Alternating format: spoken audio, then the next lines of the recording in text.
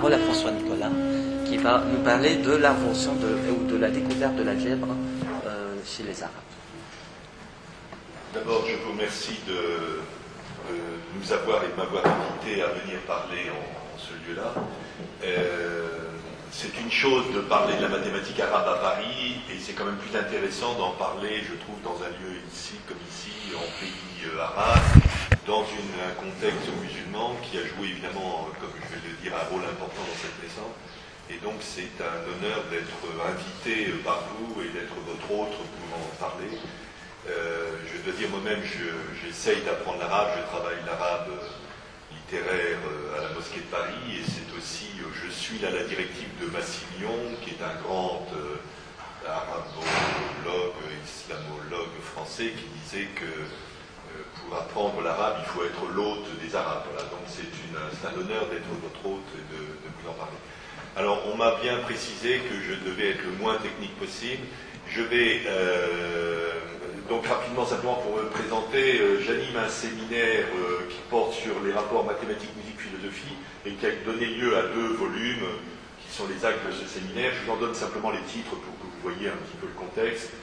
Penser la musique avec les mathématiques, et l'autre, c'est à la lumière des mathématiques et à l'ombre de la philosophie. Voilà, donc j'ai un peu l'habitude, on va dire, de penser la musique en ayant d'un côté les mathématiques, de l'autre côté la philosophie. J'avais prévu éventuellement des développements sur la musique, mais je vais les retirer parce que c'est pas forcément le lieu. Et donc je vais essayer de vous présenter le plus simplement possible de quoi il s'agit dans cette émergence de l'algèbre arabe. Et pour ça, j'ai pas prévu PowerPoint.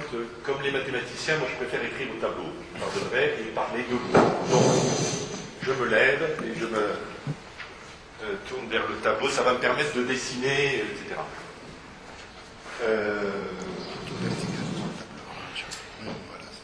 Alors, de quoi il s'agit? Il s'agit de vous présenter l'émergence de l'algèbre arabe. Alors, précisons tout de suite les termes. D'abord, ce que je vais appeler arabe, ça veut dire strictement ce qui est écrit en langue arabe, hein, selon le fameux hadith, ce qui est arabe qui parle arabe. Donc, c'est strictement ce qui est écrit en arabe. La question de l'émergence. Alors ça, c'est une idée, on a commencé d'en discuter hier, qui est assez importante, qui est une idée assez précise, c'est-à-dire que dans certaines circonstances, vous pouvez avoir quelque chose qui émerge, qui sort d'une façon, quelque chose, une forme nouvelle, qui apparaît dans quelque chose d'informe jusqu'à présent.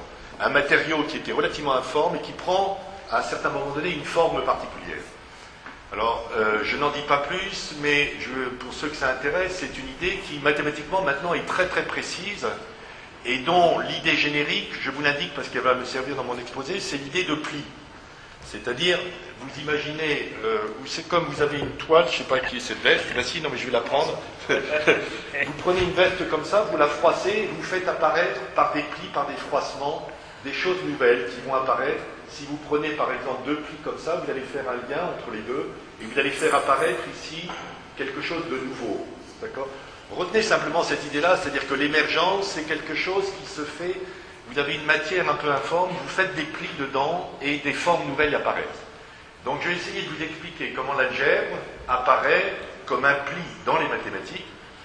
Et alors je vous expliquerai après ce que c'est que l'algèbre. Pour le moment, je n'en parle pas. Et l'idée, c'est qu'au moment où ça se passe, les mathématiques sont divisées en 2 continents. Bon, alors imaginez que c'est comme ça les mathématiques. Vous avez 2 continents, mais vraiment complètement séparés. Ici, d'un côté, l'arithmétique, et ici la géométrie. Alors l'arithmétique, c'est les nombres, 1, 2, 3, 4, 5, etc. Enfin 1 d'ailleurs, c'est même pas un nombre à l'époque. Et là, c'est les figures. Donc les cercles, les carrés, etc.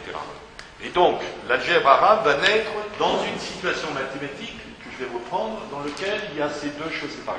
Et l'algèbre va apparaître comme créer une sorte de pli, de froissement entre ça. Première chose. Deuxième chose, quand on parle de la naissance de l'algèbre arabe, donc c'est très précis, ça commence au début du IXe siècle, sous le califat de Al-Mamoun, d'ailleurs la maison de la sagesse à l'époque, avec Al-Khawar al-Izmi, 830, et ça va être une histoire qui va être inventive jusqu'à la fin du XIIe siècle. Je parle en termes d'ère chrétienne. Hein. Donc 8e, 9e, 10e, 11e, 12e. Donc une histoire, vous voyez, qui couvre 500 ans, donc une histoire très longue, et qui après va s'ensabler à partir du XIIIe siècle. Quand je dis s'ensabler, c'est-à-dire essentiellement l'inventivité algébrique va être saturée, et on aura surtout des traités récapitulatifs, comme on fait des traités d'enseignement, etc. Donc il faut comprendre que l'histoire dont je vais vous parler, alors je vais le faire évidemment à grands traits, couvre 5 siècles, une histoire collective à long terme qui mobilise un certain nombre de génies invraisemblables, c'est-à-dire le nombre de génies qui sont convoqués là. Alors, moi j'ai essentiellement travaillé sur 3 d'entre eux, El-Khawarizmi, donc qui est en 830, lui. Après El-Khayyami, qui est souvent connu aussi, on le confond avec l'écrivain des poèmes. En fait, apparemment, c'est pas le même. Il y a 2 El-Khayyam, il y a celui des poèmes et celui dont je parle, qui lui est vers 1030, je me souviens plus, 1050, enfin là. Et le 3e dont je vais parler, c'est As-Samawel, enfin je ne vais pas vous en parler, mais enfin, parce que ce serait trop long, qui est lui vers 850. As-Samawel el-Maghrib, voilà, et alors après ça, on va dire ici, donc là ça s'ensable, c'est-à-dire l'algèbre devient moins inventive, et il faudra attendre le XVIe siècle européen pour que ça reparte. Alors pourquoi ça s'ensable? Ça c'est une question compliquée sur laquelle je ne prendrai pas position. On peut le lier à des transformations évidemment du contexte idéologique, du contexte de la foi, etc. On peut le lier au fait que c'est une chose habituelle, c'est-à-dire que toute théorie mathématique émerge à un moment donné, produit, et puis à un moment donné, elle a d'une façon saturé son espace, parce que d'une façon, elle a inventé un peu tout ce qu'elle pouvait faire avec ses premières ressources, et il faut attendre une régénération par quelque chose de tout à fait autre pour que ça se désensable. C'est absolument classique. Je vous prends, je ne sais pas, vous prenez même la géométrie euclidienne, pour ceux qui connaissent, 300 ans avant Jésus-Christ. Bon, pour qu'il y ait véritablement un progrès dans la géométrie euclidienne, il faut attendre quasiment les géométries non euclidiennes du XIXe siècle, 20 siècles après, hein, où vous avez des travaux d'Archimède qui n'ont pu être repris, réinventés, etc., qu'au XXe siècle. Enfin, vous voyez, donc c'est assez classique que des théories produisent leurs effets, saturent un peu leur espace avec leurs ressources, ont épuisé un peu leurs choses, et donc là, sans ça, deviennent des disciplines plus académiques, et que par contre, on les réactualise par un tout autre mouvement. Alors l'algèbre, sûrement. Voilà. Et alors, il y a ce double mouvement, ce qui va se passer aussi, donc ça c'est la naissance de l'algèbre, donc Al-Khawarizmi, et alors après, l'algèbre va tout de suite, et c'est ça que je vais essayer de vous exposer, devoir se situer par rapport aux 2 continents mathématiques, l'arithmétique et la géométrie. Et alors, il y a une branche qui va plutôt se greffer sur la géométrie, c'est El-Khayyam, c'est pour ça que l'article en question d'ailleurs traitait de ce point-là. Bon, c'est plus technique, hein, je ne vais pas vous embêter avec ça. Mais... Et il y en a un autre courant qui va plutôt, lui, se brancher sur l'arithmétique. Hein, et ça, c'est justement l'histoire même de la chose. Bien, alors, autre chose pour situer mon propos. J'ai combien de temps exactement? Encore 15 minutes simplement. Déjà, j'ai déjà pris 15 minutes? Non. Je t'ai pas donné 30. Le contexte, il est évident qu'il y a des conditions de possibilité pour cette émergence. Je ne dis pas des conditions nécessaires. C'est-à-dire, on ne peut pas rendre compte de pourquoi ça a émergé. À mon avis, là, il y a un effet, il y a un événement, il est arrivé quelque chose. Mais enfin, il y a des conditions de possibilité. Alors moi, j'en vois 3 de manière évidente. Ce sont premièrement un nouveau contexte quant à la langue arabe, qui est lié à El-Khalil, qui est le théoricien du 7e siècle, qui est le premier à faire un lexique de la langue arabe et qui commence à la classer avec les racines, les 3. Or, pour moi, il est absolument évident que là, il y a une structuration algébrique de la langue arabe. Parce que quand on travaille sur Farali, il est évident que là, c'est comme si on mettait ça c'est X, ça c'est Y et ça c'est Z. Et que quand après on travaille, quand on prend une forme, alors si on l'écrit en français, on va dire on double la deuxième consonne avec le shedda, c'est comme si on passait de X, Y, Z à X, Y, de Z, etc. Et quand on met après, on rajoute le ta avant, etc., la composition, le mi, qu'on met des voyelles, au-dessus, en dessous, c'est un peu comme si on mettait des indices, des exposants et des indices. Donc on pourrait avoir une lecture algébrique, on va dire, de la base du lexique arabe. C'est pas comme ça que le fait El-Khalil, mais il est évident que là, il y a quelque chose qui est déjà un esprit algébrique qui s'est glissé dans la structuration de la langue arabe, en tous les cas, telle que la propose El-Khalil. Ça, c'est la première condition. La deuxième condition évidente, c'est le nouvel État abbasside avec Al-Mamoun, parce que qu'est-ce qui va se passer? C'est-à-dire, d'une part, il va y avoir une demande vis-à-vis des scientifiques.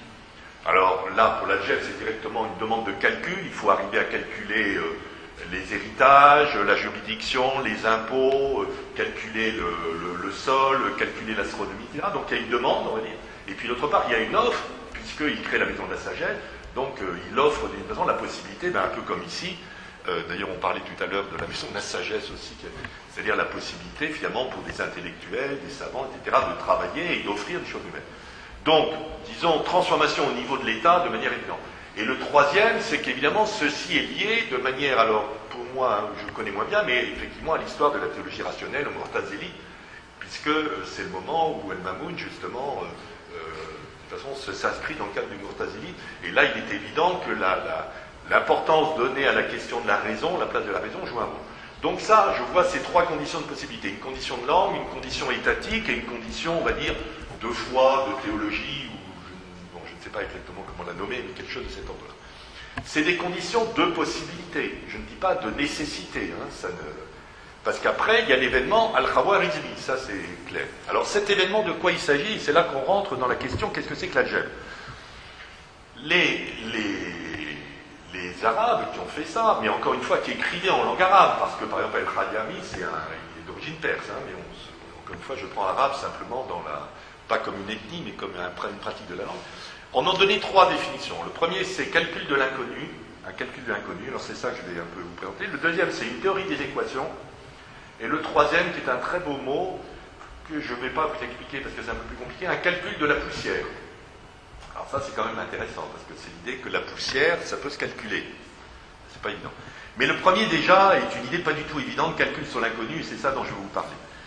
Donc le geste absolument inouï d'Al-Khawarizmi, on l'a oublié parce que maintenant c'est des choses tellement banales qu'on enseigne aux enfants à l'école, etc. Mais on oublie les efforts de pensée que ça demandait à l'humanité pour inventer ce genre de choses. C'est quoi? C'est l'idée qu'on peut calculer directement sur quelque chose qui n'est pas connu.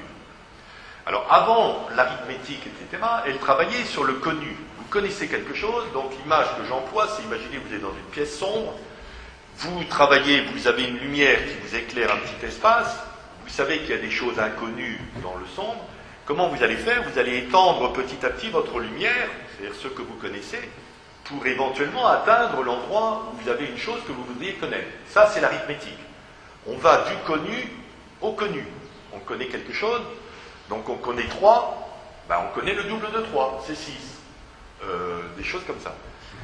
Le geste inouï d'Al-Khawarizmi, c'est de dire il y a quelque chose d'inconnu, donc imaginez dans un coin de la pièce il y a quelque chose d'inconnu, je vais quand même calculer sur elle, lors même que je ne la connais pas.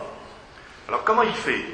Première chose, il nomme l'inconnu, et comment il la nomme? Shay'un, chose, la chose. C'est pas une variable, attention, c'est pas du tout une chose inconnue, là c'est une chose très précise. C'est comme si dans une pièce vous savez qu'il y a, mettons, un objet, mais vous ne savez pas lequel. Donc vous ne dites pas que c'est un objet variable, vous savez pas, c'est pas comme si vous dites il y a plusieurs bêtes qui passent, non, vous savez qu'il y en a. Donc il la nomme, et à partir de là, il va calculer directement sur elle. Alors c'est ça qui est inouï. Alors qu'est-ce que ça veut dire calculer sur elle? Il y a deux manières de faire. L'idée générale, ça va être que la chose, je ne la connais pas, mais je peux connaître les relations entre cette chose inconnue et d'autres choses. Alors, première chose, première relation. On peut par exemple savoir que une chose inconnue et une autre chose inconnue, ça fait deux choses inconnues. Ça a l'air tout bête, mais c'est quand même très important. Quand on écrit ça aujourd'hui, à l'époque ils n'avaient pas ça, ils n'avaient pas le X, mais vous allez écrire ce qui a l'air stupide. Oh là! Ça dépasse pas là, le feutre, j'ai l'impression que c'est pas le bon.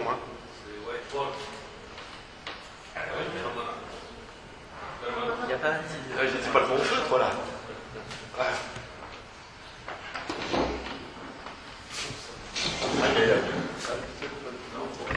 Oui, oui, d'accord, enfin, je vais pas... D'accord. Oui, non, mais ça, je peux le faire, mais je vais appliquer le tableau, là. Ah bon. Ça va aller pour moi, mais bon. Donc là, c'est ça. Il faut changer, oui, parce que sinon, là, je vais tout vous... Ben oui, mais... Vous me lancez. Bon, alors là, je ne l'écris pas parce que c'est tout bête, mais vous appelez la chose, nous, on dit plus Chaïkoun, on dit x. Vous écrivez x plus x égale 2x. Ça a l'air tout bête, mais c'est déjà un premier calcul sur la chose. Vous pouvez dire aussi, j'ai un carré. Ah ben, si j'appuyais pas assez fort. Merci, je le fais. Donc, vous voyez, par exemple, un calcul, vous dites x plus x égale 2x. Ça a l'air tout bête, mais c'est un calcul. Qu'est-ce que c'est qu'x? C'est une chose inconnue. Mais je sais qu'une chose inconnue et une autre, c'est... Vous pouvez dire, j'ai un carré. Le côté, je ne connais pas, x. D'accord. Et vous pouvez dire, à ce moment-là, la surface de ici, c'est x2. C'est vraiment élémentaire, hein, comme mathématiques. On m'a demandé, ça va, hein, donc vous pouvez calculer sur la chose en disant, si un carré a un côté inconnu, sa surface sera toujours inconnue, mais elle aura une relation connue avec le côté inconnu. Vous avez un rapport connu, une relation connue entre la surface de ce carré et son côté.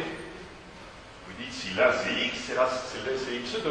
Ou si vous dites, si j'appelle la surface x, le côté, ça va être x racine de x. Donc vous avez ici, vous calculez avec des relations connues entre des choses inconnues. D'accord? Et la deuxième chose, c'est que vous pouvez avoir des relations connues entre cet inconnu et des choses connues. Alors pour vous donner l'exemple le plus classique que donne Al-Khawarizmi, oui, c'est moi qui appuie pas assez, merci de la technique. Par exemple, il pose ce problème tout simple. Imaginez, j'ai un champ carré. Je ne connais pas son côté, x, mais je sais qu'il est carré. Et je vais l'étendre, je sais ici que je l'étends de 10. J'ai une longueur que je connais, mettons, je l'étends de 10 mètres. Et je sais que la surface totale, c'est égal à 39. Alors, comment on écrit ça aujourd'hui? C'est très simplement, on va dire la surface de ce carré, comme c'est x, c'est x2.